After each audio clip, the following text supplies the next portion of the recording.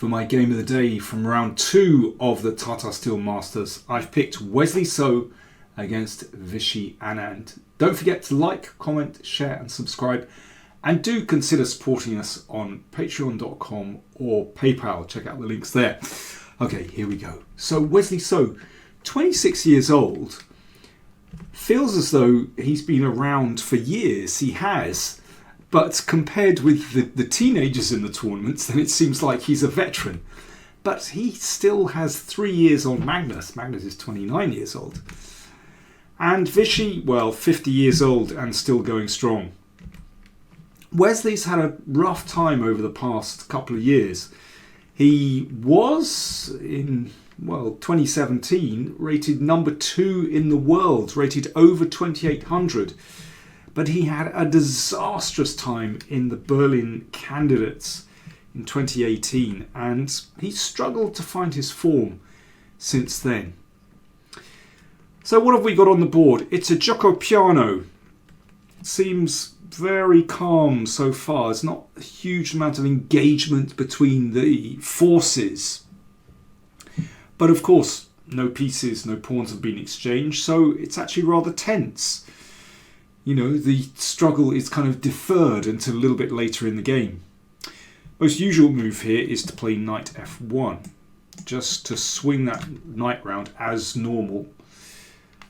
But Wesley played bishop c2, a little bit unusual, just keeping more tension. But it means that after d5, well, it looks like a very natural break from Vishy, claiming space in the centre.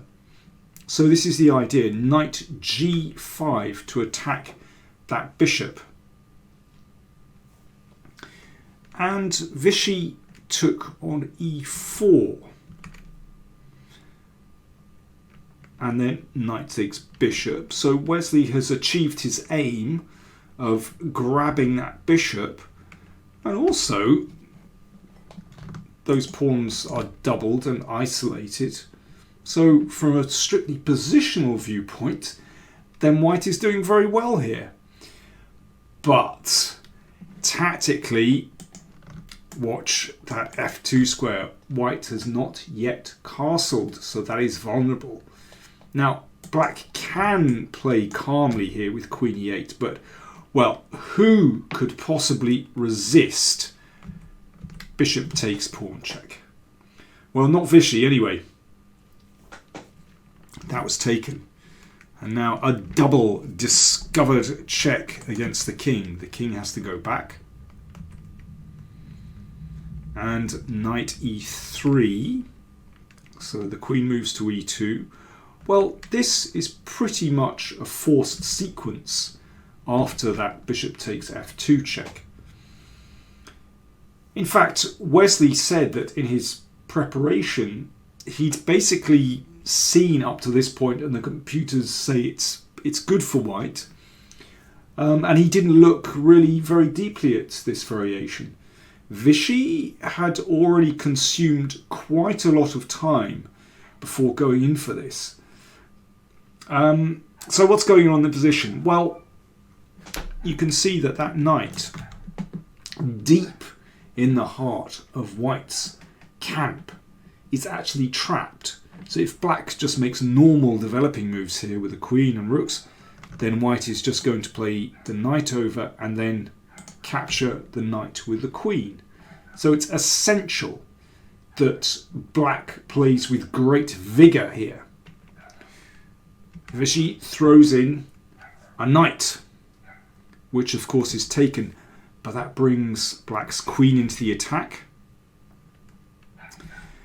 And then the rook comes in as well, and the queen pops out to g4, and knight into e3. So this is looking very, very dangerous with g2 under fire. Of course, the queen is attacked as well. So white has to take here with check. So rook takes g2, mate is threatened. So rook g1 defends that. Now queen d3. So black incredibly active. White struggling to bring the pieces on the queen side over to the king side. but white is a piece up. Queen takes e5 played by Wesley, so that looks pretty reasonable, because the queen should be able to come back and connect with the king side. And here is where Vishy missed a big chance. He could have played knight takes pawn. I should say that he actually played rook f8 in that position, but he could have played knight takes pawn. So first things first, what happens if that is taken? Well, actually it's going to lead to a draw by perpetual check. Like this. It's not really possible for white to escape this. Well, at least it is. The king can come up the board. Of course, king g1 is just a draw by perpetual check. If the king comes up the board, then queen e1 check, king g2 would just be a draw. This is very, very risky for white to play like this. Probably still okay, but white certainly risks losing in this situation. Should still be a draw, but it's suddenly a little bit tense. Certainly black is not worse here, and white has to play very precisely to make a draw. Well, in fact, here's a long variation, but not a wrong variation.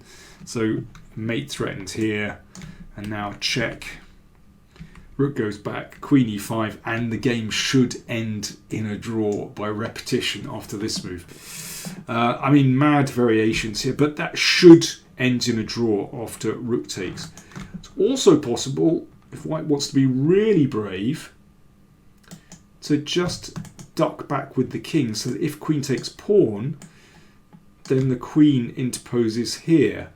Now, this is just fantastically complicated,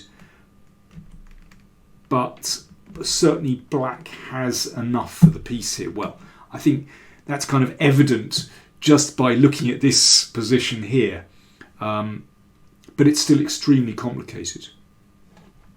But coming back to this position, so this is where knight takes pawn was possible, but instead Vishy played rook f8. And that gave Wesley a chance. Queen g5 is good. Queen g3 played in the game, looks very sensible. Rook f6 was probably Vishy's best chance, although white is crawling out with rook b3 and white should be better there. But instead Vishy played queen e2, which is much worse, after b4. So two possible ideas. One is to bring the bishop out with a counter-attack here, and the second idea is to play the rook up the board to b3. Vishy took on g2. And here, well, this is quite curious, because Wesley played queen g4 and Vishy resigned, which was a bit of a shocker, because, well, first, in that final position, yes, white is doing extremely well, but it's still not that clear. But also, instead of queen g4, bishop b2 is actually a stronger move. So let's just have a look at bishop b2 before we return to queen g4. So bishop b2, mate threatened. Now, it looks really bizarre to leave black with a discovered check, but actually white's king is safe. The knight comes back to defend g7. And now you can see that white is basically taking over the initiative, more power here, and white's pieces are now coordinated. And after this, rook g2, you can see that white's pieces are now all defended. The king is actually safe because it has a safe square on h2, and with an extra piece, that should be fairly easy to win. So bishop b2 is certainly the best move in this position. Instead, Wesley played queen g4 and Vishy resigned. Well, he was obviously just really demoralised in this position and had had enough. And it is very good for white, but it's still not 100% clear. So let's have a look at this. Knight f4 check. So white exchanges queens. White is a piece up. Let's stop rook f2 check, which would be very annoying. So king g2. But now the knight checks. Now at the moment, black has only one pawn for this piece. Well, now it's two after this. But otherwise the knight would keep checking. So at least white's king centralizes. But after this, knight f2, it's still a little bit tricky with this knight coming to g4. And maybe the h-pawn advancing. Yes, should be winning for white, but there are still a few details to tie up there. Anyway, Vishy resigned. He was obviously, as I said, really demoralised. After the game, Wesley said, "First of all, I'd like to thank the Lord for an early win." And there you go. That's a very special request. Hopefully it's a better year than last year. He felt he's been playing a little bit better recently. But he said, hopefully it's a sign that good things are coming to my chess. And he also thanked his second, who was working with him and actually recommended this whole variation with bishop c2. And, well, it proved to be a very good choice because it looked as though Wesley basically calculated extremely well, but I'm afraid Vishy didn't calculate so well in this game. So there we go. There were some amazing games in round 2 of the Tata Steel Masters, and it really is living up to expectations. So far, Magnus hasn't quite got into his stride yet. He had a pretty quiet draw against Yu Yangyi, but, well, there are still 11 rounds to play, and I think we can expect Magnus to come on strong at some moment in the tournament. Thanks for watching.